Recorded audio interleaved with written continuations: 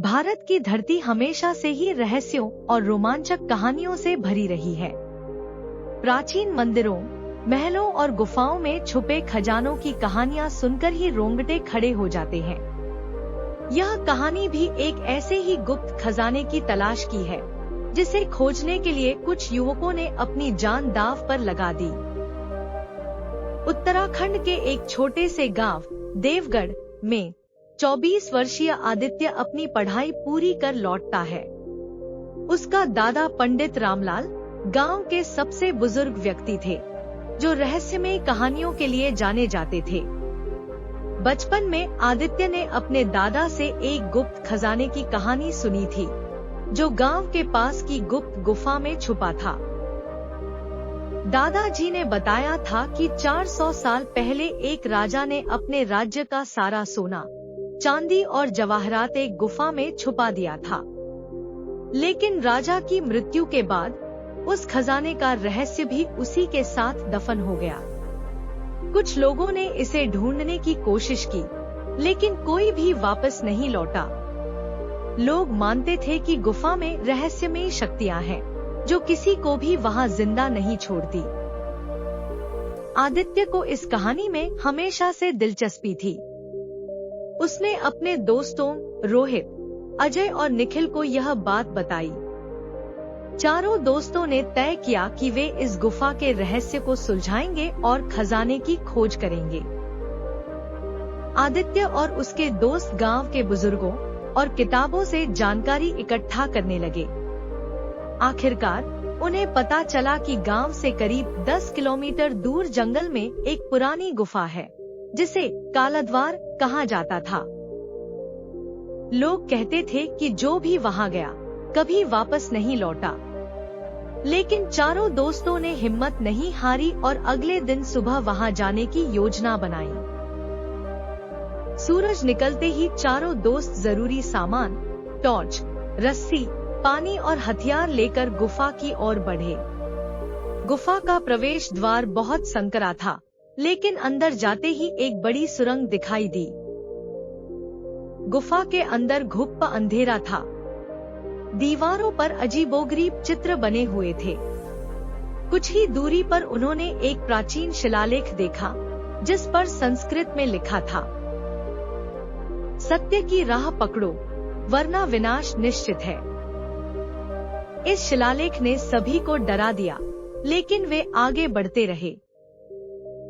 कुछ दूर जाने के बाद वे एक पतले पुल पर पहुँचे, जो एक गहरी खाई के ऊपर था। पुल बहुत पुराना था और किसी भी समय टूट सकता था।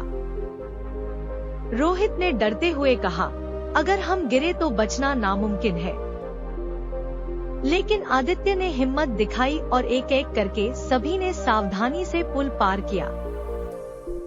जैसे ही वे आगे बढ़े, उनके सामने 3 बड़े पत्थर रखे थे, जिनमें से एक के नीचे खजाने की ओर जाने का रास्ता था।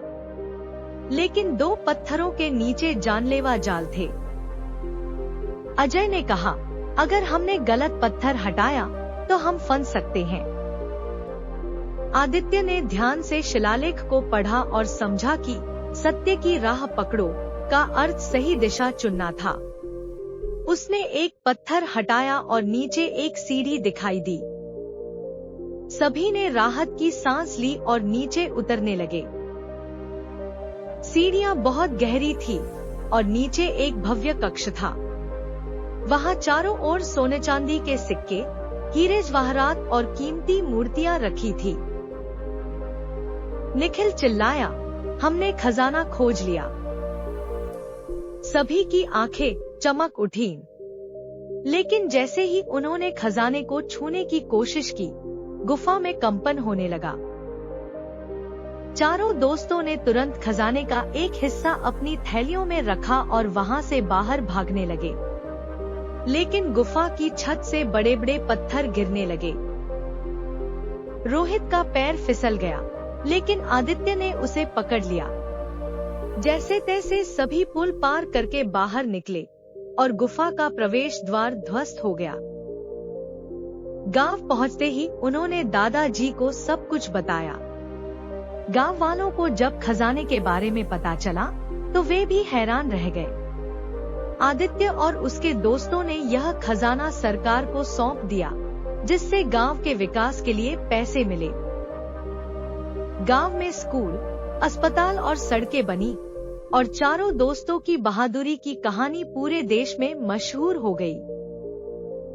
इस कहानी से हमें यह शिक्षा मिलती है कि हिम्मत और सूझबूझ से कोई भी चुनौती पार की जा सकती है।